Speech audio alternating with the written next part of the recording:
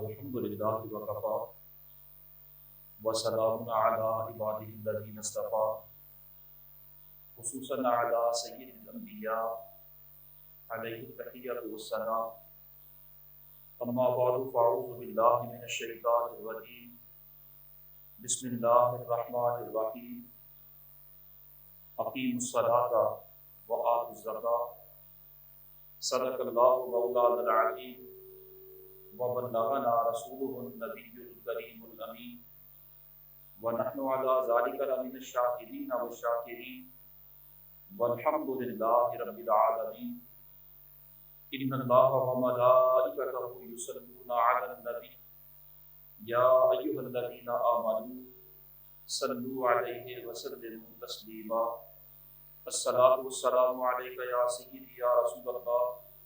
وعلی آلک واصحابک یا سیدی یا حبیب اللہ الصلاۃ والسلام علیک یا شفیع المذنبین وعلی آلک واصحابک یا رحمۃ للعالمین بعد از حمد و ثنا آج جمعۃ المبارک کی اس نشست میں زکوٰۃ کی ادائیگی کے مفہوم کے متعلق چند مسائل شرعیہ آپ کے سامنے عرض کرنا مقصود ہے۔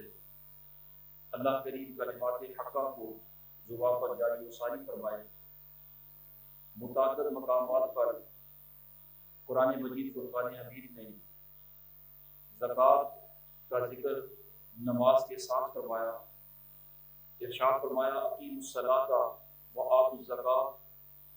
نماز قائم کرو اور زکوٰۃ ادا کرو۔ کم و بیش 32 مقامات قرآن مجید میں ایسے ہیں جہاں نماز اور زکوٰۃ کا اکٹھا ذکر کیا گیا، اور اسلام کی بنیاد جن فرائض پر ہے ان میں سے سب سے پہلے نمبر پر نماز ہے، اور اس کے بعد دوسرے نمبر پر جو فرضیت کا درجہ ہے وہ زکوٰۃ کا ہے، اور زکوٰۃ کے بعد فرضیت کا درجہ روزے کا ہے، پھر حج اور اس کے بعد جہاد کا ہے۔ تو اسلامی بنیادی فرائض میں سے دوسرا اہم ترین فریضہ زکوٰۃ کا ہے۔ یہ 2 ہجری میں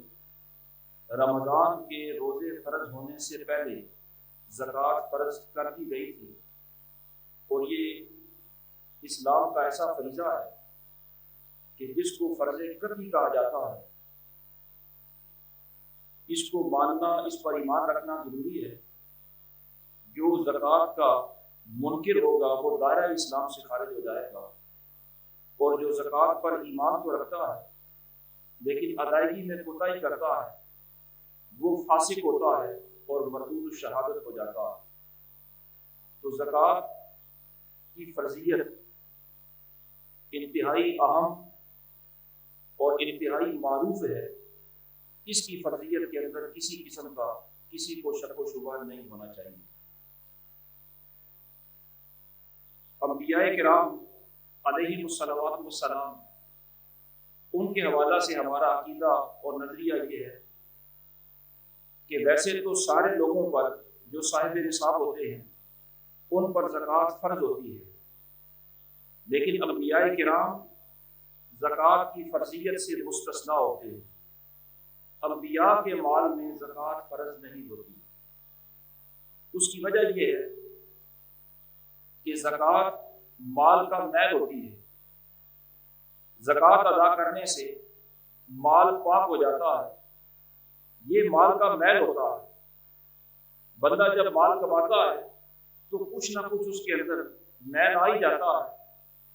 اور انبیاء کرام کا مال ایسا پاکیزہ اور صاف ستھرا ہوتا ہے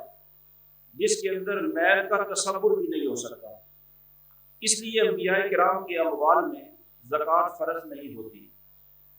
باقی جتنے بھی صاحب نصاب ہوتے ہیں ان پر زکوٰۃ فرض ہوتی ہے، اور زکوٰۃ کا جو لفظی اور لغوی معنی ہوتا ہے وہ معنی یہ ہوتا ہے کہ کسی چیز کو صاف ستھرا کرنا یا کسی چیز کو بڑھا دینا۔ یہ 2 معنی لفظ زکوٰۃ کے معروف ہیں۔ پاکیزہ کرنا اور بڑھانا، ان دونوں معنوں میں قرآن مجید فرقان حمید کے الفاظ سے تائید ملتی ہے۔ مثلا حضور نبی اکرم صلی اللہ تعالیٰ علیہ وسلم سے فرمایا گیا قرآن مجید میں، یہ حکم ربانی ہے کہ خذ من اموالہم صدقہ تطہرہم وتزکیہم بہا، کہ معبود اپنے غلاموں کے مال سے صدقات وصول فرمائیں، اور جب آپ صدقات وصول کریں گے تو اس سے ان کے مال پاک بھی ہو جائیں گے اور اس سے ان کے مال بڑھ بھی جائیں گے۔ تو زکوٰۃ کا جو مفہوم ہے، جو لفظی معنی ہے، وہ ہے مال پاک بھی ہو جاتا ہے اس سے، اور اس سے مال بڑھ بھی جاتا ہے۔ اسی طرح قرآن مجید ایک اور مقام پر ارشاد فرماتا ہے وَمَا أَنفَقْتُم مِّن شَيْءٍ فَهُوَ يُخْلِفُهُ، کہ اللہ کی رضا کے لیے تم اپنے مال میں سے جو خرچ کرتے ہو اس کی جگہ اللہ رب العالمین تمہیں اور عطا فرما دیتا ہے۔ اور حضور نبی اکرم صلی اللہ تعالیٰ علیہ وسلم نے ارشاد فرمایا لا ينقص مال من صدقۃ، کہ صدقہ دینے سے مال میں کمی نہیں آتی، یعنی آپ اپنا مال اللہ کی راہ میں جب خرچ کرتے ہیں، ادا کرتے ہیں، تو بظاہر تو یہ نظر آتا ہے کہ اس سے مال کم ہو گیا، لیکن لفظ زکوٰۃ کا معنی ہی بتا رہا ہے کہ اس سے مال کم نہیں ہوتا بلکہ اس سے مال بڑھتا ہے۔ البتہ اگر کوئی بندہ اس نقطۂ نظر سے کہ زکوٰۃ دوں گا تو مال کم ہو جائے گا، اس تصور سے زکوٰۃ نہیں دیتا اور سمجھتا ہے کہ میں نے اپنے مال کو بچا دیا، تو سرکار دو عالم صلی اللہ تعالیٰ علیہ وسلم ارشاد فرماتے ہیں کہ اس سے اس کا مال بچتا نہیں بلکہ سارے کا سارا مال برباد ہو جاتا ہے۔ حضرت سیدہ ام المومنین عائشہ صدیقہ رضی اللہ تعالیٰ عنہ بیان فرماتی ہیں سمعت رسول اللہ صلی اللہ تعالیٰ علیہ وسلم یقول، کہ میں نے اپنے محبوب علیہ السلام کو یہ فرماتے ہوئے سنا ما خالطت الزکوٰۃ مالا قط الا اہلکتہ، کہ جب بھی کسی کے مال میں زکوٰۃ کا مال مل جاتا ہے اور وہ اپنے مال سے زکوٰۃ نہیں نکالتا تو وہ زکوٰۃ اس کے باقی مال کو بھی تباہ کر دیتی ہے، برباد کر دیتی ہے۔ تو یہ کتنا واضح تصور دیا گیا، اور اس حکم شرعی کے لیے لفظ زکوٰۃ وضع کر کے بتا دیا گیا کہ اس کی ادائیگی سے مال کم بھی نہیں ہوتا، اور اس کی جگہ اللہ رب العالمین اور مال بھی دے دیتا ہے، اور بقیہ مال کے اندر اللہ رب العالمین پاکیزگی اور طہارت بھی دے دیتا ہے۔ اور اگر بندہ مال بچانے کے لیے بخل کرے اور زکوٰۃ ادا نہ کرے تو اس سے سارے کا سارا مال تباہ ہو جاتا ہے، بے برکت ہو جاتا ہے، اور اللہ رب العالمین کی رحمت سے دور ہو جاتا ہے۔ یہ تصور ہے جو ہمیں ہمارے دین نے اور ہمارے محبوب علیہ السلام نے عطا فرمایا۔ اس تصور کو مد نظر رکھ کر جو بندہ زکوٰۃ کی ادائیگی میں بخل کرتا ہے وہ یہ سمجھے کہ وہ کتنی محرومی کا سودا کر رہا ہے کہ وہ زکوٰۃ نہ دے کر باقی مال کو بھی بے برکت کر رہا ہے، اور مال کے اضافے سے وہ محروم ہو رہا ہے۔ اور زکوٰۃ کی ادائیگی کے لیے قرآن مجید فرقان حمید نے جو لفظ عطا فرمائے وہ ہیں آتوا الزکوٰۃ، زکوٰۃ ادا کرو۔ زکوٰۃ کے ادا کرنے میں جو مفہوم ہے اور اس ادائیگی کے اندر جتنے مسائل علماء نے بیان فرمائے ان میں سے چند ایک مسائل آپ کے سامنے عرض کرنے لگا ہوں۔ پہلا مسئلہ تو یہ ہے کہ فرمایا زکوٰۃ ادا کرو، اور ادائیگی تب مکمل ہوتی ہے جب آپ کسی مستحق کو اس مال زکوٰۃ کا مالک بنائیں گے۔ جب تک آپ کسی کو مالک نہیں بنائیں گے اس وقت تک زکوٰۃ کی ادائیگی کا مفہوم مکمل نہیں ہوتا۔ آپ صرف کسی کو برتنے کے لیے چیز دے دیں، استعمال کے لیے چیز دے دیں، یا صرف نفع اٹھانے کے لیے چیز دے دیں، مالک نہ بنائیں، تو آپ نے اس کو نفع تو دیا، نیکی تو کی، لیکن صرف منفعت کے لیے چیز دینے سے زکوٰۃ ادا نہیں ہوتی۔ اس کی آپ وضاحت کیوں سمجھیں کہ بعض اوقات صورتحال ایسی ہوتی ہے کہ جہاں کسی کو مالک بنانا متصور ہی نہیں ہوتا۔ صورتیں ایسی ہوتی ہیں کہ کوئی بندہ ان چیزوں کا مالک بن ہی نہیں سکتا۔ مثلاً آپ راہ خدا میں خرچ کریں اور خرچ کر دیں قبرستان پر، مسجد کی عمارت پر، مدرسے کی عمارت پر، کسی جامعہ کی بلڈنگ پر، کسی ہاسپٹل کی بلڈنگ پر، روڈ پر، گلی محلے پر، یہ سارے کے سارے نفع عامہ کے کام ہیں، اور ان مددات میں خرچ کرنے کی یقیناً بے شمار فضائل ہیں، بڑی فضیلتیں آئی ہیں، بڑا اجر و ثواب ہے، لیکن یہ وہ چیزیں ہیں جن کا کوئی مالک نہیں ہوتا، یہ مفاد عامہ کے لیے وقف ہوتی ہیں، اور جب ان چیزوں کا مالک ہی کوئی نہیں تو آپ ان چیزوں پر خرچ کریں گے تو بھی کسی کو مالک بنانا نہیں پایا گیا، اس لیے ایسی مددات میں مال خرچ کرنے سے زکوٰۃ ادا نہیں ہوتی۔ تو یہ وہ صورتیں ہیں جہاں کوئی مالک بن ہی نہیں سکتا، اور بعض اوقات صورت ایسی ہوتی ہے کہ جہاں کوئی مالک بن تو سکتا ہے لیکن آپ وہاں کسی کو مالک بنا نہیں رہے، تملیک کا تصور تو وہاں ممکن ہے لیکن تملیک ہو نہیں رہی۔ مثال کے طور پر آپ نے دیکھا ہوگا کہ اکثر تنظیمیں یا رفاعی تحریکیں لنگر جاری کرتی ہیں اور کھانا کھلاتی ہیں، وہ ظاہر ہے کھانا جن لوگوں کو کھلایا جا رہا ہے ان لوگوں کو کھانے کا مالک بنایا تو جا سکتا ہے لیکن مالک بنایا نہیں جاتا، بلکہ صرف اتنی اجازت ہوتی ہے کہ دسترخوان لگا دیا گیا ہے، کھانا بھی اس پر سجا دیا گیا ہے، جو چاہے یہاں آئے بیٹھ کر جتنا چاہے وہ کھانا یہاں کھا سکتا ہے۔ تو کھانا استعمال کرنے کی تو انہیں اجازت دے دی، لیکن یہاں سے کھانا وہ گھر نہیں لے کے جا سکتے، وہ کھانے کو بیچ نہیں سکتے، وہ چاہیں تو کسی کو کھانا ہبہ میں دے نہیں سکتے، وہ کھانے کے مالک نہیں بنے، صرف کھانے سے نفع اٹھانے کی انہیں اجازت دے دی گئی۔ اس کو فقہی اصطلاح میں کہتے ہیں کہ یہ چیز ان کے لیے مباح تو کر دی گئی، مالک نہیں بنایا گیا۔ تو بے شک کھانا کھلانا بڑی فضیلت کا کام ہے، لیکن چونکہ مستحق کو مالک نہیں بنایا گیا اس لیے صرف کھانا کھلانے سے زکوٰۃ ادا نہیں ہوتی، یہ اباحت ہوتی ہے، اس سے تبلیغ کا رکن ادا نہیں ہوتا، اور تبلیغ جو ہے وہ زکوٰۃ کے اندر رکن ہے، اس کی بنیادی حیثیت ہوتی ہے بغیر کسی کو مالک بنائے زکوٰۃ کی ادائیگی کا مفہوم مکمل نہیں ہوتا۔ اس کے ضمن میں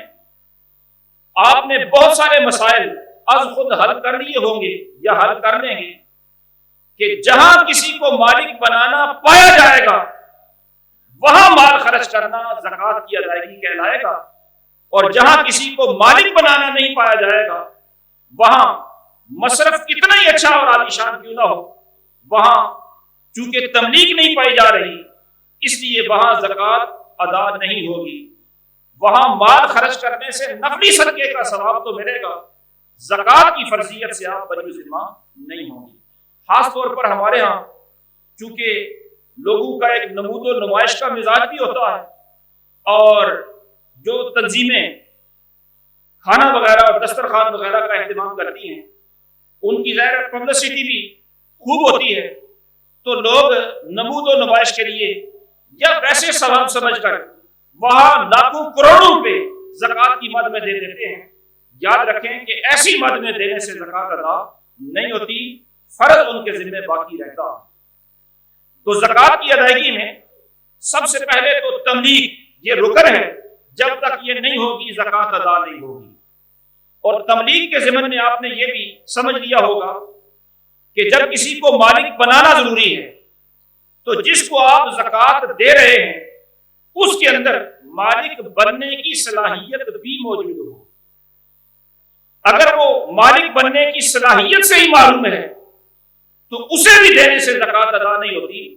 بلکہ اسے دیں جو مالک بننے کی صلاحیت رکھتا ہو۔ مثلاً مالک بننے کی صلاحیت وہ رکھتا ہے جو عاقل ہو، اس کو شعور ہو، تمیز ہو، مال محفوظ رکھ سکتا ہو، جان پہچان ہو، وہ مالک بن سکتا ہے۔ اور اگر بالکل کوئی بندہ بے وقوف ہے، فاقر العقل ہے، اسے پتہ ہی نہیں مال اور غیر مال کی تمیز ہی نہیں، تو آپ اسے دے بھی دیں گے تو بھی ظاہر ہے وہ مالک بننے کی صلاحیت بھی جو نہیں رکھتا، اسی طرح بہت چھوٹا بچہ ہے، مثلاً کوئی بچہ یتیمی ہے، آپ اس کی مدد کرنا چاہتے ہیں، لیکن وہ بچہ اتنا چھوٹا ہے، نابالغ ہے، کہ اس کو مال کی حیثیت کا ہی پتہ نہیں، تو جب اس فاقر العقل یا نابالغ چھوٹے بچے کو آپ دیں، جس کو تمیز اور شعور ہی نہیں ہے، جس کو احساس ہی نہیں ہے کہ یہ مال کیا ہوتا ہے، اس کی حفاظت کیسے کی جاتی ہے، تو اس کے ہاتھ میں پکڑانے سے بھی چونکہ تملیغ کا تقاضا پورا نہیں ہوتا، اس لیے زکوٰۃ ادا نہیں ہوگی۔ ہاں، ان کی آپ مدد کرنا چاہتے ہیں تو یہاں تملیغ کی صورت یہ ہوگی کہ اس نابالغ کا جو وارث ہے، جو اس کا ولی ہے، آپ اس کے ہاتھ میں زکوٰۃ دیں کہ یہ اس بچے کے لیے زکوٰۃ دے رہے ہیں، آپ اس کو وصول کریں۔ اسی طرح وہ فاقر العقل، ضرورتیں تو ظاہر ہے اس کی بھی ہیں، لیکن اس فاقر العقل کے ہاتھ میں نہ دیں، بلکہ اس کا جو گارڈین ہے، جو متولی ہے، جو وارث ہے، جو اس کی دیکھ بھال کرتا ہے، جو صاحب عقل و شعور ہے، اسے دیں تاکہ تبلیغ کے تقاضے پورے ہو سکیں۔ تو تبلیغ کے اندر یہ بات بھی ذہن نشین رکھنا ضروری ہے کہ جب مالک بنانا رکن ہے تو مالک بنانا تب پایا جائے گا جب اس کو دے جو مالک بننے کی صلاحیت بھی رکھتا ہو۔ اگر وہ مالک بننے کی صلاحیت نہیں رکھتا تو اس کو دینے کی بجائے اس کے متولی کو دیں جو مالک بن سکتا ہو، اور وہ ظاہر خود مالک نہیں بنے گا، اس نابالغ کی طرف سے یا فاقر العقل کی طرف سے وہ اس پر قبضہ کرے گا اور اس کو وصول کرے گا۔ اسی طرح زکوٰۃ کی ادائیگی میں قرآن مجید فرقان حمید کا چونکہ حکم ہے کہ زکوٰۃ ادا کرو، اور زکوٰۃ جب ادا کرتے ہیں تو اس حکم الہی کو پورا کر رہے ہوتے ہیں، اور اس حکم الہی کو پورا کرنے کے لیے ضروری ہے کہ آپ باقاعدہ غور و فکر کریں، تدبر کریں کہ زکوٰۃ کا مستحق کون ہے، کسے زکوٰۃ لگتی ہے، کسے دوں گا تو زکوٰۃ ادا ہو جائے گی، ورنہ بغیر سوچے سمجھے جو بھی سامنے آیا اسے ہی زکوٰۃ کا پیسہ دے دیا تو اس طرح زکوٰۃ ادا نہیں ہوتی۔ یہ حکم الہی ہے، اور حکم الہی کو پورا کرنے کے لیے مستحق کو تلاش کرنا ضروری ہوتا ہے، غور و فکر کرنا بھی ضروری ہوتا ہے۔ البتہ اگر آپ نے غور و فکر کر لیا، تدبر کر لیا، کسی کے بارے میں سوچ و بچار کر لی کہ اس کا یا تو حلیہ ایسا لگتا ہے کہ یہ مستحق ہے، یا اس کے احوال آپ کو پتا ہے کہ یہ مستحق ہے، جتنا آپ تفتیش کر سکتے تھے اتنا تدبر کر لیا، پھر آپ نے اس کو زکوٰۃ کا مال دے دیا، بعد میں پتا چلا کہ وہ تو مستحق تھا ہی نہیں، وہ تو دھوکہ ہو گیا، تو آپ کا جتنا کام تھا آپ نے اتنا کر لیا، وہ بے شک غیر مستحق بھی بعد میں نکلا، تو آپ نے چونکہ تحری کر کے سوچ و بچار کر کے پوری کوشش کر کے اس کو تلاش کر کے دیا تھا، آپ کی طرف سے زکوٰۃ ادا ہو جائے گی۔ لیکن اگر آپ نے بغیر سوچے سمجھے کسی کو دے دیا اور پھر پتہ چلا کہ وہ مستحق نہیں تھا تو زکوٰۃ ادا نہیں ہوگی۔ تو زکوٰۃ کی ادائیگی کے لیے تحری کرنا، سوچ و بچار کرنا، یعنی یہ اندازہ کرنا کہ جس کو دے رہا ہوں اس کو لگتی بھی ہے، یہ اندازہ کرنا بھی ضروری ہوتا ہے۔ ہمارے ہاں یہ رواج ہے اور یہ روٹین ہے کہ گھروں کے اندر زکوٰۃ دینے والے لوگ آتے ہیں اور سال ہر سال سے وہ آتے رہتے ہیں، ہر سال جب بھی رمضان شریف آتا ہے، جب آپ جس موسم میں زکوٰۃ ادا کرتے ہیں، جب وہ وقت آتا ہے تو ہر سال وہ لوگ آ جاتے ہیں، ان کے اندر کمی نہیں ہوتی، وہ لوگ اوروں کو بھی بتاتے ہیں، ان کے اندر اضافہ ہی ہوتا ہے۔ اور ہمارے ہاں یہ بھی وہ آنے والوں کی روٹین ہے کہ وہ ہر سال آ جاتے ہیں، اور دینے والے بھی یہ سمجھتے ہیں کہ اس کو ہم ہر سال دیتے ہیں اس لیے اس کو اس سال بھی دینی ہے۔ یہ نہیں سوچا جاتا کہ یہ باقی مستحق ہے تو ضرور دیں، اور اگر مستحق نہیں، ممکن ہے کوئی بندہ کسی عرصہ میں مستحق رہا ہو، بعد میں اللہ رب العالمین نے اس پر فضل فرما دیا، اس کے حالات بہتر ہو گئے ہوں، اب وہ صرف عادتاً مجبور ہو کر، روٹین سے مجبور ہو کر وہ مانگتا ہو، ورنہ اس کو اب ضرورت نہ ہو مستحقین کی، وہ صف میں نہ ہو، پھر بھی آپ اسے دیں گے تو یہ اپنے آپ کے ساتھ بھی زیادتی کر رہے ہوں گے، اور وہ فقراء جو واقعتاً مستحق ہیں ان کے ساتھ بھی زیادتی ہو رہی ہوگی۔ اس لیے مستحق کو تلاش کرنا بھی زکوٰۃ کی ادائیگی کے لیے یہ ضروری ہے، اور زکوٰۃ کی ادائیگی کے لیے یہ بھی ضروری ہے کہ زکوٰۃ اس بندے کی ادا ہوتی ہے جس بندے کا اپنا مال حلال طریقے سے کمایا ہوا ہو. ورنہ اگر چوری کر کے، کسی کا مال غصب کر کے، دھوکہ کر کے یا سود لے کر کسی نے پیسے اکٹھے کیے ہوئے ہیں اور وہ یہ سمجھتا ہے کہ میں اس میں سے زکوٰۃ ادا کر دوں تو میری قبول ہو جائے، مجھے ثواب مل جائے، تو یاد رکھیں حرام مال سے زکوٰۃ دے گا بھی تو اس کی وہ زکوٰۃ نہیں ہوتی، اور اللہ رب العالمین اس کو قبول نہیں فرماتا. سرکار دو عالم صلی اللہ تعالیٰ علیہ وسلم کا ارشاد گرامی ہے کہ اللہ کریم طیب ہے اور وہ پاکیزہ شے کو ہی قبول فرماتا. حرام مال سے زکوٰۃ دینے کا حکم نہیں ہے. حرام مال کے بارے میں یہ حکم ہے کہ یہ سارے کا سارا مال جس کا ہے اس کو سپرد کرو، اور زکوٰۃ دینے کا مطلب تو یہ ہے کہ باقی سارا اپنے پاس رکھنے کا آپ کو استحقاق ہے. اس میں سے صرف 40واں حصہ 2.5% آپ دے دیں، باقی آپ کا مال پاک ہو گیا. ایسی صورتحال حرام کے بارے میں نہیں ہے کہ صرف 40واں حصہ دے کر باقی سب سے آپ بری ذمہ ہو گئے، مال پاک ہو گیا. یہ شریعت کا تصور نہیں، بلکہ شریعت کا یہ تصور ہے کہ حرام مال جس کا ہے، جس کا ہاتھ آیا وہ سارے کا سارا اسے واپس کریں. اور پھر ہمارے ہاں ایک بہت بڑا المیہ یہ بھی ہے کہ عموماً جو زکوٰۃ دینے والے غنی لوگ ہوتے ہیں ان کو یہ گلہ رہتا ہے کہ مستحقین نہیں ملتے، اور وہ اپنے مال پر نظر نہیں کرتے کہ میرا مال بھی حلال ہے یا حلت کے کس درجے پر ہے. اپنے مال پر نظر نہیں ہوتی، زکوٰۃ جو لینے والے ہوتے ہیں ان کے رویوں پر نظر زیادہ ہوتی ہے. اس سلسلے میں حضرت ملا علی قاری رحمۃ اللہ تعالی علیہ نے سید علی متقی رحمۃ اللہ تعالی علیہ کے حوالہ سے ایک بڑی دلچسپ حکایت نقل فرمائی. وہ فرماتے ہیں کہ ایک صالح شخص، نیک آدمی، اپنا جو مال ہوتا اس کے 3 حصے کرتا. ایک حصہ تجارت میں صرف کر دیتا، دوسرا حصہ اپنی اور اپنے اہل و عیال کی ضروریات پر خرچ کر دیتا، اور تیسرا حصہ وہ اللہ رب العالمین کی راہ میں خرچ کر دیتا. جتنی اس کی آمدن ہوتی وہ 3 حصے کرتا، اور اپنے مال کی کمائی میں وہ جائز ناجائز حلال حرام کی تمیز بھی کرتا. اس بزرگ آدمی کے پاس، نیک آدمی کے پاس کوئی امیر آدمی آیا اور آ کر کہنے لگا کہ میرے پاس بھی اللہ کا دیا ہوا مال بڑا ہے، تو میں یہ چاہتا ہوں کہ مجھ سے بھی آپ یہ مال قبول فرما لیں تاکہ آپ یہ میرا زکوٰۃ کا پیسہ مستحقین میں خرچ کر دیں. وہ بزرگ اسے کہنے لگے کہ اللہ رب العالمین حلال مال کو قبول کرتا، تیرے پاس پیسہ تو بڑا ہے لیکن اس کی حلت مشکوک ہے، پہلے حلال مال اکٹھا کرو پھر اس میں سے زکوٰۃ دینا. لیکن وہ بضد ہوا کہ نہیں، میں نے بڑی کوشش کی ہے، بڑی محنت ہے، میرا مال آپ قبول کر کے مستحقین کو زکوٰۃ دیں. وہ بزرگ فرمانے لگے کہ پھر مجھے دینے کی بجائے اس طرح کر کہ خود مستحقین کو تلاش کر، جو تجھے سب سے زیادہ مستحق نظر آئے، جس پر تیرا دل سب سے زیادہ مطمئن ہو، اس کو دے دینا. چنانچہ وہ اپنا مال لے کر زکوٰۃ کی ادائیگی سے نکلا، کے ارادے سے نکلا. اس کو ایک نابینا بندہ فقیر نظر آیا، سب سے زیادہ اس کو مستحق کوئی نظر آیا کہ نابینا بھی ہے، محتاج بھی ہے، مام بھی رہا ہے، فقیر ہے، حالت بڑی خراب ہے. اس کا دل مطمئن ہو گیا کہ یہ مستحق ہے، اس کو پیسے دے دیے. دوسرے دن جب گلی محلے سے گزر رہا تھا تو وہی نابینا فقیر اپنے دوستوں کے ساتھ بیٹھ کر باتیں کر رہا تھا کہ کل مجھے کسی نے اتنے پیسے دیے، میں نے رات اس طرح گزاری کہ شراب بھی لی، گانے والی بھی بلوائی، یعنی خوب میں نے رات کو مستی کی اور خوب میں نے عیاشی کی رات کو. جب یہ دینے والا خود ہی سن رہا تھا کہ میں نے تو اس کو بڑی تلاش کے بعد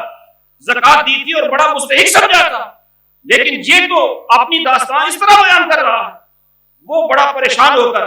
بزرگوں کے پاس آیا، کہنے لگا میرے دیے ہوئے پیسے تو اس طرح ضائع ہو گئے، غیر مستحق تک پہنچ گئے. وہ بزرگ فرمانے لگے اب مجھ سے یہ تھوڑے سے پیسے لے لو، اب کسی کو تلاش کرنے کی بھی ضرورت نہیں،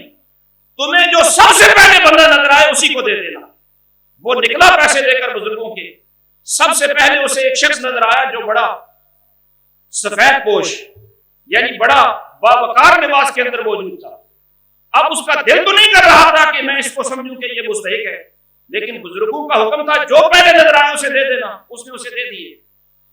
अब उसे देखकर उसके ताक़ुब में भी निकला कि मैं इसको देता तो हूं, देखता हूं ये कैसे खर्च करता है। वो सफेद पोश बंदा एक वीरान सी हवेली में दाखिल हुआ और थोड़ी देर बाद वहां से निकला। ये भी उसके पीछे पीछे हवेली में दाखिल हुआ तो देखा कि एक मुर्दा कबूतर वहां पर पड़ा हुआ। इसने उस सफेद पोश से कहा कि अल्लाह के बंदे तेरा मामला क्या है? वो कहने लगा कि कई दिन हो गए मेरे बच्चे भूखे हैं और मेरी खुददारी,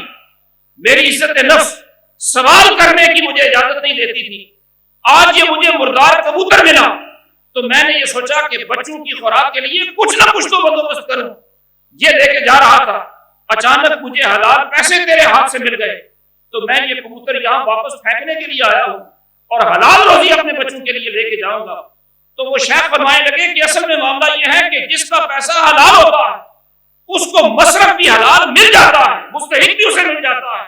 और जिसका अपनी आमदन जो है उसके अंदर कदूरतें होती हैं उसको फिर मुस्तहिक तलाश करने के अंदर भी मसाइल का सामना करना पड़ता है। लेकिन मैं सिर्फ इतना अर्ज कर रहा हूं कि मुस्तहिक की तलाश करें और तलाश करके मुस्तहिक को ज़कात का पैसा अदा करें। सिर्फ ये जो रूटीन है कि पिछले साल भी उसको दी थी और पिछले साल भी उसको दी थी, सिर्फ उस रूटीन पर जो है वो न चलते रहें। उन जिनको देते हैं वो अगर वाकई मुस्तहिक हैं तो फाबिहा वो अपनी रूटीन बरकरार रखें, और साबका रूटीन अगर वो मुस्तहिक है तो बरकरार रखने में बड़ी फजीलत है। सरकार ने यह भी इरशाद हुआ कि बेहतरीन अमल वो होता है कि जिसको हमेशा किया जाए, अगरचे वो थोड़ा अमल ही क्यों ना हो। तो जिसको देते हैं उसको हमेशा देते रहें बशर्ते कि वो मुस्तहिक हो। दुआ है अल्लाह रब्बुल आलमीन इन्हीं कलिमात को शरफ़ कबूलियत अता फरमाए। वमा तौफीकी इल्ला बिल्लाह।